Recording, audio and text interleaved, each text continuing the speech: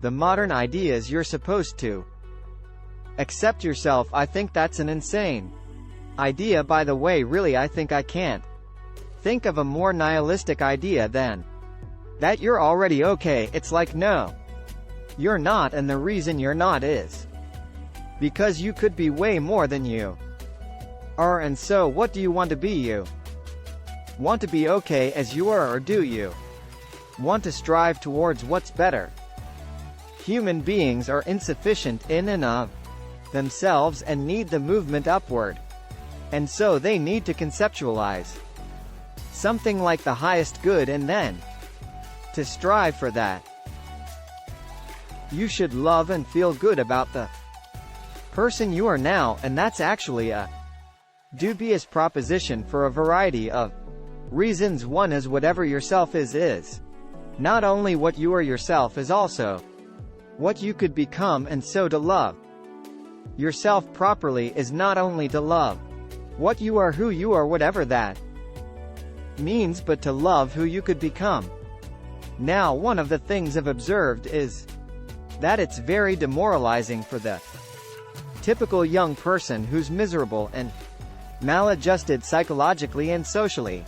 If you just go to them and say, well, you should feel good about yourself because they think you're good just the way you are, you're perfect just the way you are, you should accept yourself just the way you are. It's like, well, okay, so what does that say about who I should become? Is that just now off the table because I'm already good enough in every way? So am I done or something? What about who I should become? And then, well, how should I feel good about myself when I don't?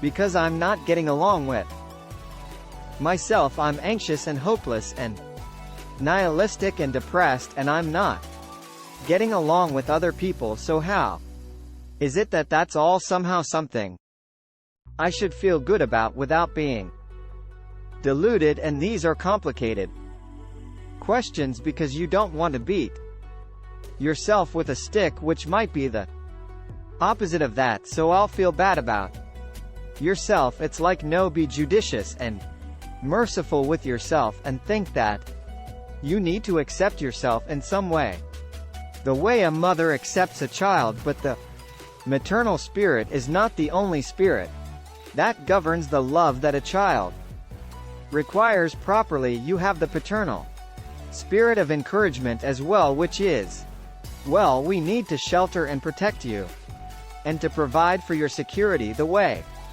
you are, but you could be a lot better and should be, and I have faith that you could be, which is the love that I'm delivering to what you're becoming rather than what you are. And so love that you direct towards yourself is partly directed towards that maternal care. That's sort of the minimum precondition for basic flourishing, combined with an attitude of encouragement towards the possibilities of your being.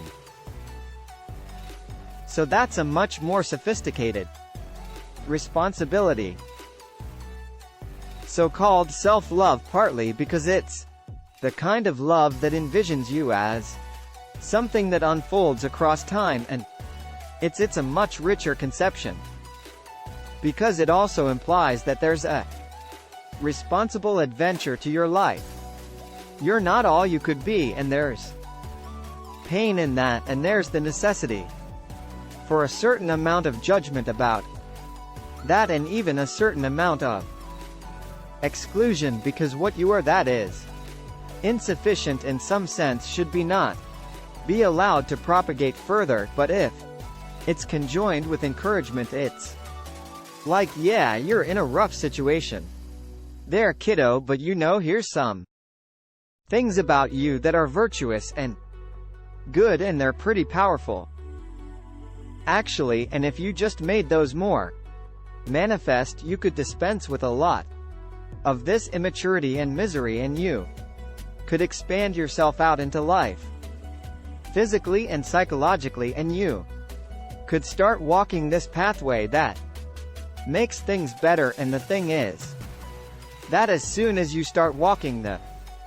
pathway that makes things better, then things immediately become better because your whole orientation changes and you know if you're in a bad place but you're escaping. That's pretty positive, even if it's a bad place and you might think, well, it's still bad but it's better. It's like, well, that's a lot better than a bad place that's getting worse, that's for sure, cause that's hell. Hell is a bad place that's getting worse.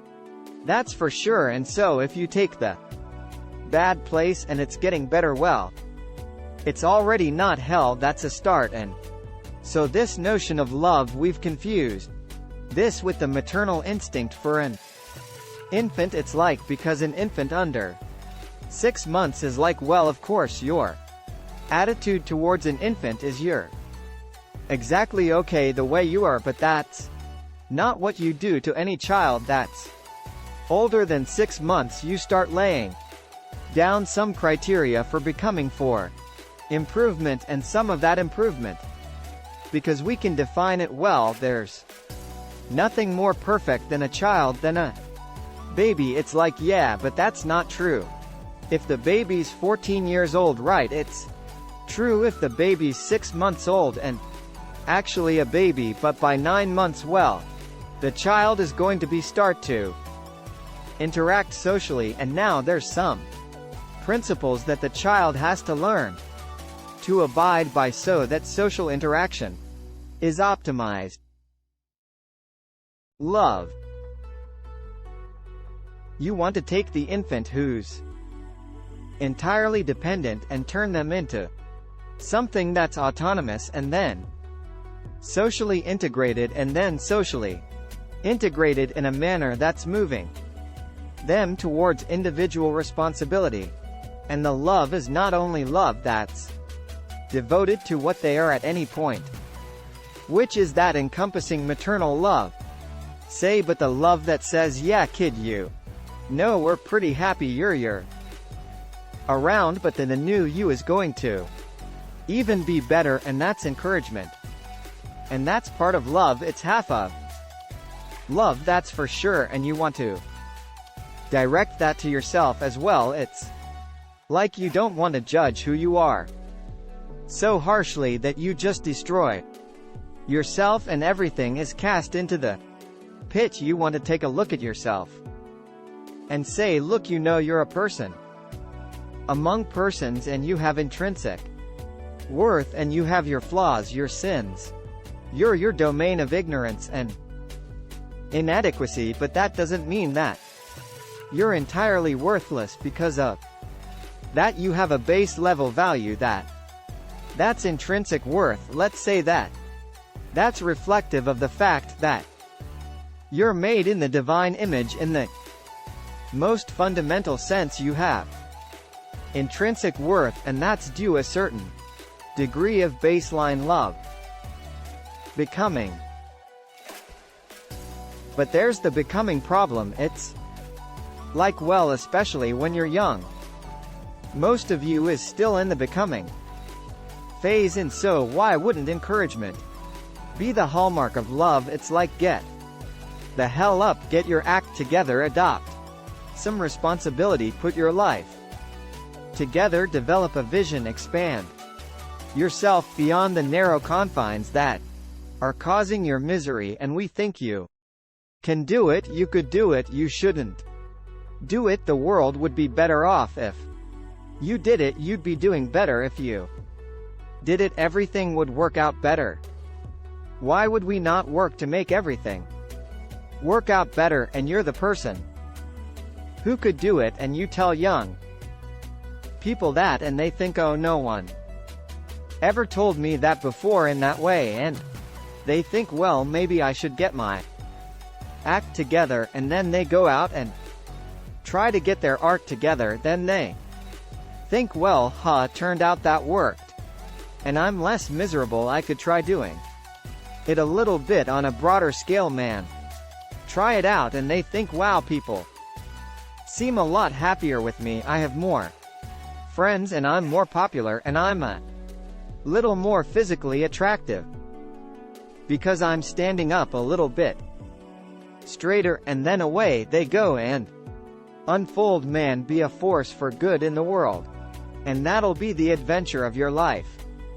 Getting ready in the morning when you're working, or when you're simply looking to open your mind. Download Mindset and listen to your favorite inspirational speeches of all time. Your brain is the most powerful weapon in the world.